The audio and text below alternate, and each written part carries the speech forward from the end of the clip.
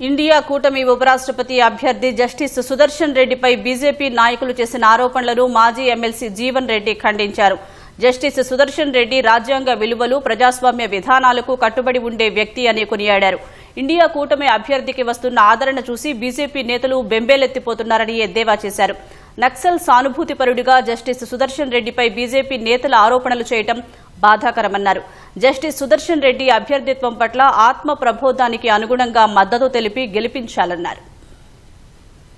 ఇండి కూటమి ప్రతిపాదించినటువంటి న్యాయశాస్త్ర కోవిదుడు జస్టిస్ సుదర్శన్ రెడ్డి గారి అభ్యర్థిత్వం పట్ల వివిధ రాజకీయ పార్టీలు రాజకీయాలకు అతీతంగా ఆత్మసాక్షి ప్రబోధానుసారం ఏదైతుందో మద్దతు తెలపడానికి ముందుకొస్తున్న పరిస్థితులలో బెంబేలెత్తుతున్నటువంటి భారతీయ జనతా పార్టీ నాయకులు సుదర్శన్ రెడ్డి గారు ఏదైతుందో వారు సుప్రీంకోర్టు జస్టిస్ ఛత్తీస్గఢ్ రాష్ట్రానికి సంబంధించినటువంటి సల్వాజుడు సంస్థను నిషేధించే విధంగా తీర్పు ఇవ్వటాన్ని నక్సల్ మద్దతుదారుడుగా పేర్కొనడం ఆశ్చర్యాన్ని కలిగిస్తుంది. సుదర్శన్ రెడ్డి గారికి పెరుగుతున్నటువంటి ఒక మద్దతు దాంతో బెంబేలెత్తుతూ ఆరోపణలు చేయటం తీవ్రంగా ఖండిస్తున్నామేమో.